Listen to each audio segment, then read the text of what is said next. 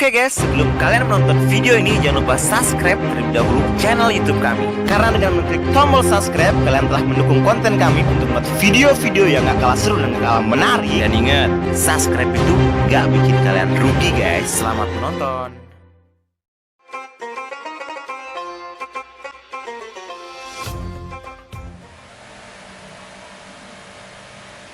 Bismillahirrahmanirrahim. Assalamualaikum warahmatullahi wabarakatuh. Alhamdulillahi rabbil alamin. Wassalatu wassalamu ala sayyidina Muhammadin wa ala alihi at-tahirin wa ashabihi at-tayyibin wa man salaka sunanahu naja min yaumina hadha ila yaumiddin, amma ba'd. Alhamdulillah anak-anakku sekalian, pada kesempatan hari ini kita akan melanjutkan pembelajaran tarikh daripada sejarah Rasulullah SAW. Ya, kita sudah sampai di materi ketiga, al-qital, ya, peperangan. Kalian perlu ingat bahwa peperangan yang dilakukan oleh Nabi Muhammad SAW adalah peperangan dalam rangka mentaati perintah Allah demi membela dan mempertahankan akidah umat Islam, ya, atas gangguan dan percobaan pembunuhan terhadap diri Nabi Muhammad SAW. Jadi Nabi membela diri dengan ini. Apa yang akan dibahas pada poin ini? Al-idnu bihi wa bad'uhu wa adadus saraya wa adadul ghazawat wa sariyah.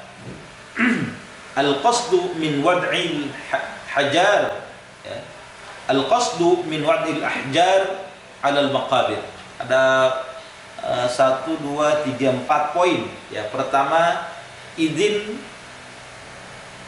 akan melakukan pertempuran, ya, jumlah as-saraya wa adadul ghazawat, al-qasdu min wa'dil ahjar 'ala al-maqabir, ya. Kemudian ada apa itu? Adadus saraya, jumlah pertempuran saraya, yaitu pertempuran yang tidak diikuti oleh Nabi Muhammad, wal ghazawat, dan pertempuran yang diikuti oleh Nabi Muhammad SAW. Jadi pertempuran ada dua, ada syariah dan ghazwah. Kalau syariah peperangan atau pertempuran yang Nabi tidak ikut serta di dalamnya. Sedangkan ghazwah adalah pertempuran atau peperangan yang Nabi di dalamnya ikut, ya, ikut terjun langsung. Itu ghazwah. Kemudian tujuan daripada meletakkan batu di atas kubur, ya, nanti kita akan bahas, ya. Adzinallahu lil muslimin bi qitali a'daihim ba'da mu'aradatihim lin Nabi sallallahu alaihi wasallam wa idaihim lahu wa ittifaqihim ala qatlih. Adzinallah, jadi Allah telah memberikan izin kepada kaum muslimin bi qitali a'daihim, untuk memerangi musuh-musuh mereka, ba'da mu'aradatihim lin Nabi, setelah mereka menampakkan penentangan terhadap Nabi Muhammad SAW, ya, wa idaihim lahu, kemudian mereka menampakkan apa itu penyiksaan, menyakitin Nabi, wa ittifaqihim ala qatlih, dan atas kesepakatan mereka untuk membunuh Nabi Muhammad SAW. Ini alasan kenapa Allah memberikan izin kepada Nabi dan kaum muslimin untuk memerangi mereka, izin kepada kaum muslim untuk memerangi kafir Quraisy, ya. Pertama, mereka menentang dakwahnya Nabi Muhammad SAW. Yang kedua, mereka menyakiti Nabi SAW. Yang ketiga, mereka bersepakat untuk membunuh Nabi Muhammad SAW. Maka dengan ini Allah memberikan izin kepada Nabi Muhammad dan kaum muslimin untuk berperang melawan mereka. Jadi perang di sini adalah untuk Nabi membela diri dan menjaga akidah kaum muslimin SAW. Wathani, Fabada al-qital fi sanatil ula, maka dimulailah apa peperangan fi sanatil ula, pada tahun pertama, bis sariyah, dengan perang syariah, yaitu perang yang tidak ikut serta di dalamnya Nabi Muhammad SAW. Arsalah Rasul, di mana Rasulullah SAW mengutus syariah tersebut biriyasati ammihi, di bawah pimpinan pamannya Hamzah bin Abdul Muttalib. Jadi perang ini dipimpin oleh Sayyidina Hamzah. Kalian ingat, Nabi Muhammad SAW itu punya 10 paman dan 6 bibi. Pamannya adalah yang pertama itu Al-Haris Zubair, Muqawim, kemudian ada Abu Talib, ada Sayyidina Hamzah, ada Sayyidina Abbas, ada Abu Lahab, ada Ghidab, ya. Itu paman-pamannya Nabi berjumlah 10 orang. Bibinya Nabi itu ada 6. Yang beriman dalam jumhur ulama adalah Siti Sofia, ya.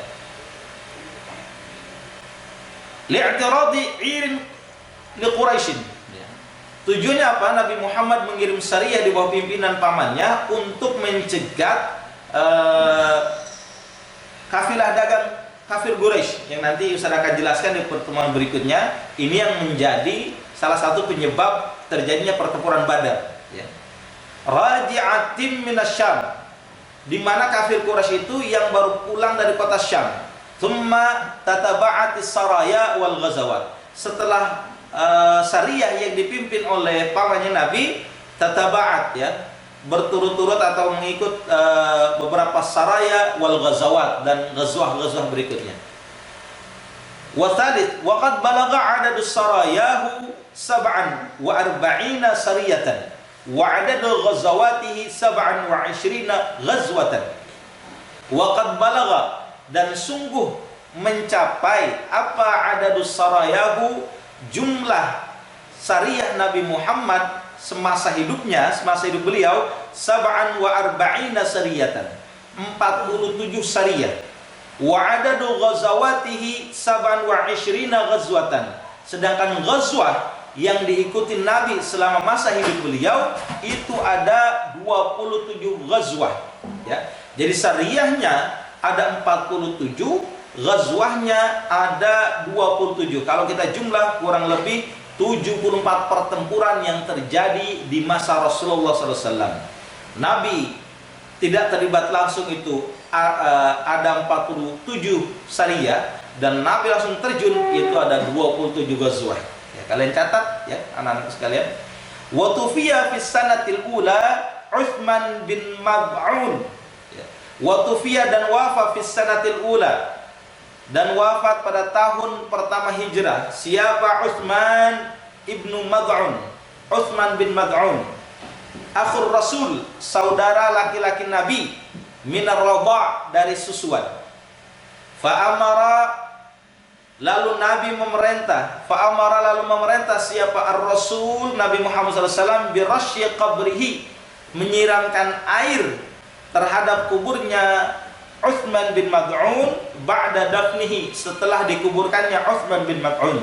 Tsumma wada'a, kemudian Nabi meletakkan hajaran, sebuah batu, alaih, di atas kuburnya Utsman bin Mad'un. Wa qala, dan Nabi bersabda, ata'allamu bihi qabra akhi wa adfinu ilaihi man mata min ahli. Ini sabda Nabi, ata'allamu bihi, saya menandakan, bihi, dengan meletakkan batu, qabra akhi, terhadap kubur saudaraku, wa adfinu, dan menguburkan ilaihi, dan saya menguburkan ilaihi, terhadap hal yang sama, man mata, siapa yang meninggal, min ahli, dari keluargaku. Jadi Nabi ata'allam itu memberikan tanda, ya, ata'allamu bihi qabr akhi. Jadi Nabi bersabda, saya memberikan tanda dengan meletakkan batu ini, ya, di atas kubur saudaraku, dan saya juga akan menguburkan siapa yang meninggal, wafat dari keluargaku, seperti ini. Jadi Nabi juga sudah menyampaikan bahwa kalau ada keluarga Nabi meninggal akan sama, diperlakukan yang sama dengan meletakkan batu di atasnya, kemudian menyiramkan air di atas kubur siapa yang meninggal dari keluarga Nabi, ya. Jadi itu materi ketiga, ya, Ustaz sudah sampaikan, ya. Kemudian Ustaz bacakan khulasahnya, ya. Khulasatus sanatil ula. Fi sanatil ula bana Rasul masjidahu. Pada tahun pertama bana membangun siapa? Rasul masjidahu, masjidnya Nabi, wa fiha, dan pada tahun pertama juga syuri'al adzan, disyariatkan adzan. Kalian tentunya masih ingat Abdullah bin Zaid adalah orang yang menyampaikan lafaz adzan. Dikala itu Nabi dan para sahabat bermusyawarah apa yang akan digunakan untuk memberitahukan agar kaum muslimin ketika datang waktu salat kumpul di masjid. Ya, ada yang menyampaikan gunakan lonceng, Nabi tidak berkenan. Ada yang menggunakan, kalau begitu ya Rasulullah gunakan nyala api, Nabi tidak berkenan karena itu menyerupai Majusi. Menggunakan lonceng, menyerupai Nasrani. Akhirnya di malam harinya salah seorang sahabat yang bernama Abdullah bin Zaid bermimpi ketemu orang yang menggunakan jubah hijau, menyampaikan, "Ya Abdullah, maukah engkau aku berikan tentang satu perkara yang lebih baik dari menggunakan lonceng, menggunakan api dan lainnya?" Abdullah menjawab, "Mau." Lalu dalam mimpi itu orang tersebut menyampaikan lafaz adzan, ya.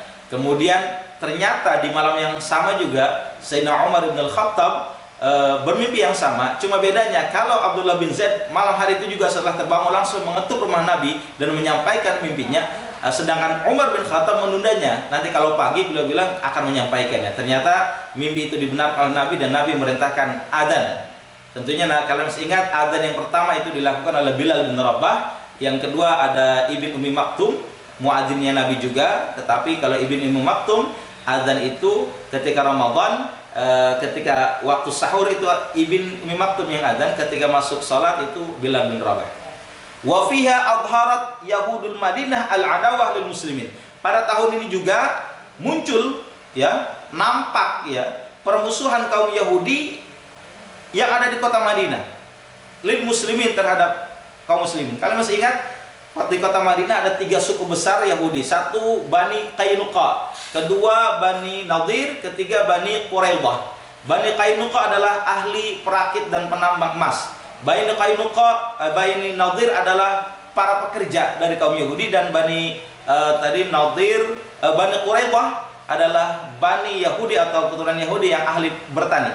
3 suku tersebut yang termasuk Yahudi Madinah. Wasa'adahum munafiqul Madinah.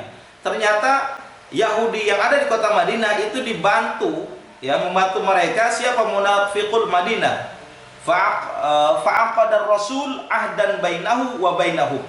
Karena Nabi melihat permusuhan yang dinampakkan oleh Yahudi Madinah, juga dibantu oleh Munafiqul Madinah yang dipimpin oleh Abdullah bin Ubay bin Salul. Fa'aqadar Rasul, lalu Nabi mengadakan perjanjian perdamaian. Ini yang disebut dengan piagam kota Madinah, ya. Wa fiha arsala ammahu bisariyah li'tiradi 'irin li Quraisyin. Pada tahun pertama juga Nabi Muhammad mengutus paman beliau Hamzah bin Abi Thalib untuk mencegat 'ir Quraisy. Tsumma tataba'atis saraya wal ghazawat, kemudian mengikut peperangan saraya wal ghazawat terhadap syariah tersebut. Hatta balagha adadu sarayahu 47 sariyatan, sehingga sampai jumlah syariah dan ghazwah. Kalau syariah jumlahnya sampai 47, wa adadul ghazawatihi 27 ghazwatan. Sedangkan ghazwah sampai jumlahnya sampai 27 ghazwah, ya. Wa fiha tufiya akhur Rasul. Pada tahun pertama Hijriah juga wafatnya saudara Nabi Muhammad SAW min ar-radha', dari susuan yang bernama Utsman bin Mad'un. Fa'amara, lalu memerintahkan ba'da dafnihi, siapa memerintahkan Nabi Muhammad setelah dikuburkannya Utsman bin Mad'un, bi rasyi qabrihi bil ma', dengan menyiram air kuburnya Utsman dengan air, ya, setelah selesai penguburan. Tsumma wada'a, kemudian meletakkan hajaran batu alaihi, di atas kuburnya. Waqala, dan Nabi bersabda, ata'allamu bihi, saya menandakan bihi, dengan batu tersebut, qabr akhi, kubur saudara saya, wa adfinu ilaihi man mata min ahli. Kemudian Nabi melanjutkan, dan saya juga akan menguburkan siapa saja yang meninggal dari kerabatku seperti ini, ya. Demikian materi pada materi ketiga ini dari kitab Khulasah juz 2. Mudah-mudahan anak-anak sekalian bisa mencermati dan memahaminya sehingga menambahkan kecintaan kita kepada junjungan kita Nabi besar Muhammad sallallahu alaihi wasallam. Wabillahi taufiq wal hidayah. Assalamualaikum warahmatullahi wabarakatuh. Oke guys, jangan lupa sempatkan diri Anda untuk mensubscribe channel YouTube dari kami. Lalu, nyalakan tombol lonceng agar agar Anda tidak ketinggalan video terupdate dari channel YouTube kami. Jangan lupa juga like, komen, dan share. Terima kasih dan sampai jumpa di video-video berikutnya.